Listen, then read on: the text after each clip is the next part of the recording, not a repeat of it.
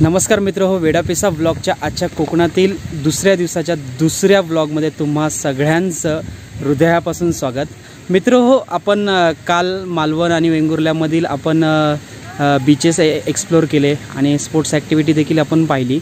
तर आता आपण सावंतवाडी तालुक्यामध्ये आलेलो आहोत आणि सावंतवाडी तालुक्यामध्ये आपण सुरुवातीला बघितलं की घाट आपण एन्जॉय केला, त्याच्यानंतर खोल दरी अशी आपण पाहिली आणि त्याच्यानंतर जो आंबोलीमधील फेमस असा जो धबधबा होता ऑन द वे असलेला तो देखील आपण पाहिला। जास्त गर्दी होती तिथे आणि आतमध्ये प्रवेश देखील नाही आहे, पाणी देखील जास्त नाही आहे। सो तिथून आता आपण आलेलो आहोत आंबोलीमधील एका पॉईंटला। सो हा पॉईंट आपण आज एक्सप्लोर करणार आहोत। आंबोलीमधील फेमस असं पॉईंट म्हणजेच हिरण्यकेशी मातेचं मंदिर। तर हिरण्यकेशी मातेचं मंदिर आपण आजच्या या व्हिडिओमध्ये आपण बघणार आहोत आणि आपल्याला आतमध्ये काय काय पाहायला मिळणार आहे ते आपण सगळं काय आता आतमध्ये जाऊन बघूया। हे गाडी वगैरे अशी पार्क करायची आणि इथून वरती देखील पार्किंगची पूर्णपणे सोय आहे आणि इथून रस्ता हिरण्यकेशी मातेच्या मंदिराकडे जातो आणि इथे खाली एक ओहोळ वाहतोय की नदी काहीतरी वाहते। सो पाणी देखील पाऊस नसल्यामुळे जास्त नाही आहे। तर आणि दुसरी गोष्ट सांगायची ती म्हणजे आंबोलीमध्ये आता आम्ही दुपारचे वाजलेले आहेत, म्हणजे आता संध्याकाळ होत आली आहे, 3:30 वाजलेत। तरी आम्ही प्रवास 2 वाजता सुरू केलेला, परंतु दुपारी देखील बरीच अशी थंडी आम्हाला जाणवत होती। त्यामुळे विचार करू शकता की संध्याकाळी उतरताना किती थंडी असेल। आणि हे बघा, या सगळ्या फंटर लोकांना आपण आज आंबोली फिरायला घेऊन आलेलो आहोत। ही आहे पिंकी आणि त्याच्यानंतर तिला तर ओळखत असायला केकडे बाय महेंद्र आर्या आंबेकर, नाही ह्याला तर ओळखता राज। सो हे बघा, या ठिकाणी आपण आता ब्रिजवरती आलेलो आहोत आणि खालून नदी किंवा व्हाळ वाहतोय, छानपैकी व्हाळ वाहतोय। ओके व्हाळ वाहतोय आणि खाली बघाल प्रचंड असे मोठे मोठे खडक आपल्याला पाहायला मिळतात।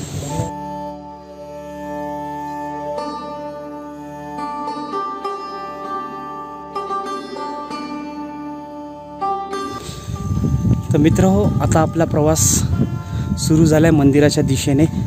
तर मंदिराच्या दिशेने जात असताना आपल्याला हा असा सिमेंटचा आपल्याला छानपैकी रस्ता आपल्याला या ठिकाणी पाहायला मिळतोय आणि या रस्त्याच्या दुतर्फी कोकणातील हिरवागार असा निसर्ग, क्या बात आहे। एवढं छान असं वातावरण आणि या वातावरणाचा अनुभव घेत आपण मंदिराच्या दिशेने प्रवास करत आहोत।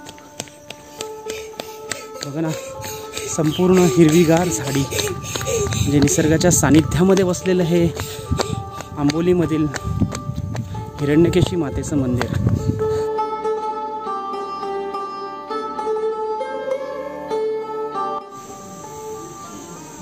तर मित्र हे बघा, आपण हिरण्यकेशी मातेच्या मंदिराच्या इथे पोहोचलेलो आहोत आणि मंदिराच्या इथे आल्याच्या नंतर हे बघा, संपूर्णपणे निसर्गाच्या सानिध्यामध्ये बसलेलं हे हिरण्यकेशी मातेचं मंदिर आणि मंदिराच्या बरोबर समोर आपल्याला एक पाण्याचं कुंड दिसतंय आणि आजूबाजूला पूर्ण गर्द अशी हिरवीगार झाडी आणि हे अतिशय स्वयंभू आणि प्राचीन असं हे हिरण्यकेशी मातेचं मंदिर। चला पुढे जाऊया। मंदिर बंद आहे, बाहेरून आपण पाहू शकतो आणि आजूबाजूचा परिसर आपण एक्सप्लोर।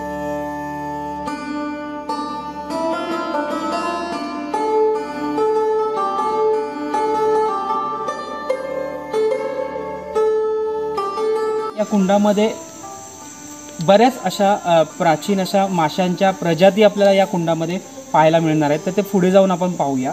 तर आता आपण कुंडामध्ये पाय धुतल्याच्या नंतर आपण मंदिराच्या दिशेने जाऊन मंदिरामध्ये देवाचं दर्शन घेऊया।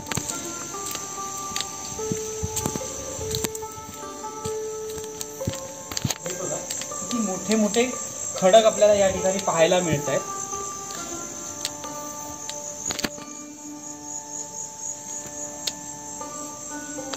तर आता हे बघा, या ठिकाणी इथे कुंडाला सुरुवात झाली आहे आणि इथे आपल्याला काही पाणी आपल्याला पाहायला मिळतं। याच्यामध्ये काही जल वनस्पती देखील या पाण्यामध्ये आपल्याला आढळून येत आहेत आणि हे जे मंदिर आहे ते मंदिर एका गुहेमध्ये बनवलेलं मंदिर आहे.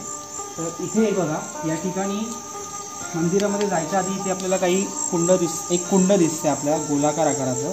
आणि इथे हे बघा इथे येत आहे नंदीचं मुख आपल्याला पाहायला मिळतंय. आणि हे बघा थोडंसं आपण पाण्याच्या दिशेला कॅमेरा घेऊन आपण पाहूया की आतमध्ये बरेच असे मासे दृष्टिक्षेपामध्ये येत आहेत आपल्या.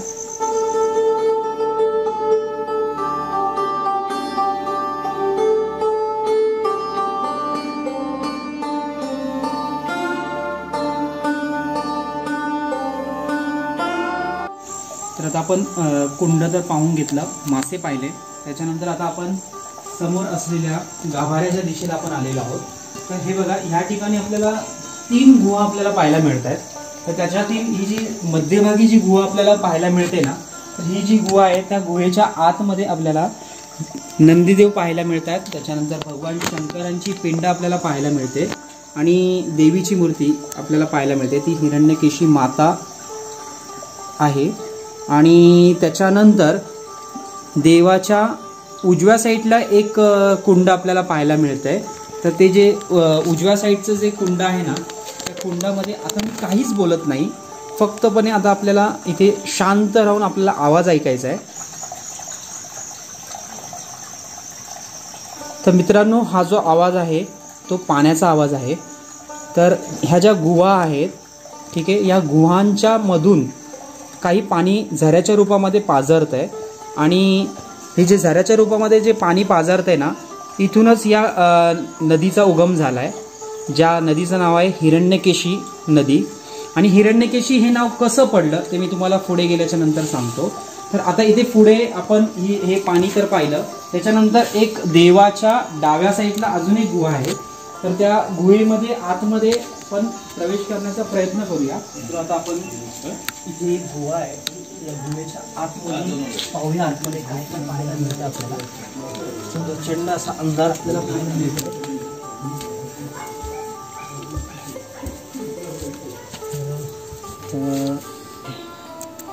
तर या ठिकाणी आपल्याला फक्त ही एक गुहा आपल्याला पाहायला मिळते.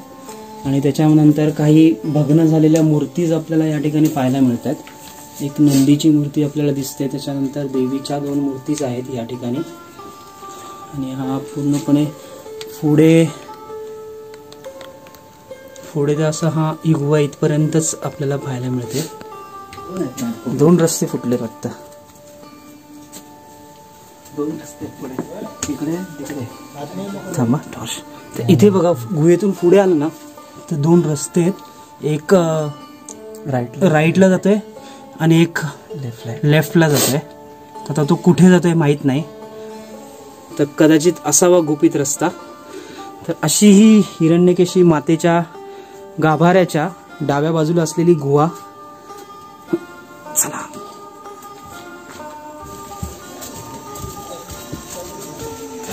तर मित्रांनो, आता हे जे निसर्गाच्या सानिध्यामध्ये वसलेलं आंबोलीमधील हे हिरण्यकेशी माता मंदिर, तर अतिशय थंडावा आपल्याला या ठिकाणी पाहायला मिळतोय.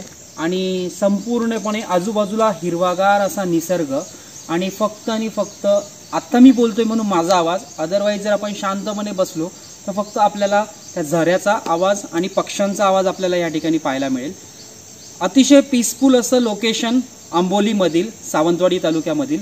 तर हे हिरण्यकेशी माता, हे हिरण्यकेशी नाव कसं पडलं, तर इथे या ठिकाणी आपल्याला एक महाराष्ट्र वन विभागाचा एक बोर्ड आपल्याला या ठिकाणी पाहायला मिळतोय.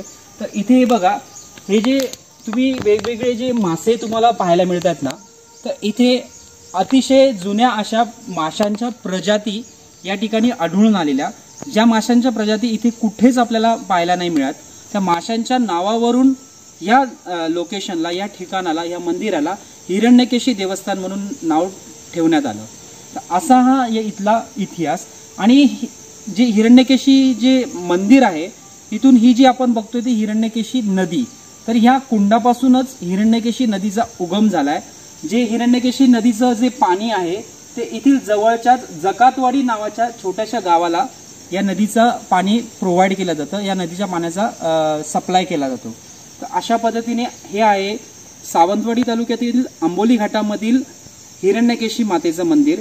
जर कधी आंबोलीमध्ये फिरायला आलात, नुसतं धबधबा फिरू नका, तर ह्या अशा पीसफुल अशा लोकेशन्सला नक्कीच व्हिजिट द्या, जेणेकरून तुमचं मन अतिशय प्रसन्न राहिल्याशिवाय राहणार नाही. तर मित्रांनो, आपण हिरण्यकेशी मातेचं मंदिर एक्सप्लोअर केलं आणि तिथून आता आपण आंबोली घाटामध्ये पुन्हा आलेलो आहोत आणि आंबोली घाटामधून आपण आता एन्जॉय करणार आहोत सनसेट. सनसेटला थोडा वेळ आहे, परंतु हे बघा, या ठिकाणी सूर्यदेव अस्ताला जायला सुरुवात झाली आहे. धुकं पण जबरदस्त आहे, त्यामुळे दिसत नाही आहे. तर ही जी पूर्णपणे आपण व्हॅली बघतोय ना, तर या व्हॅलीमध्ये खाली गावं आहेत ॲक्च्युली. हे बघा ना, पूर्णपणे सह्याद्रीची पर्वतरांग आपल्याला या ठिकाणी या आंबोली घाटामधून आपल्याला पाहायला मिळते आणि संपूर्णपणे धुकं या ठिकाणी पसरलेलं आहे. त्यामुळे सूर्यदेवांचं देखील आपल्याला अस्त होताना प्रॉपरली दिसत नाही आहे. जेवढं कॅचअप करता आलं तेवढं आपण कॅचअप केलं.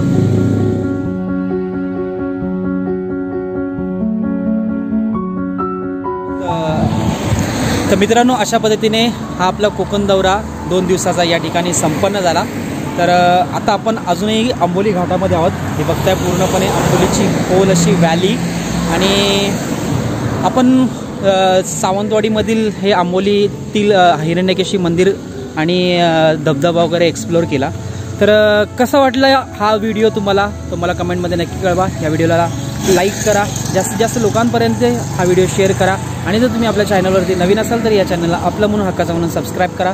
पुन्हा भेटूया अशाच एका नवीन व्हिडिओचा. तोपर्यंत बाय बाय.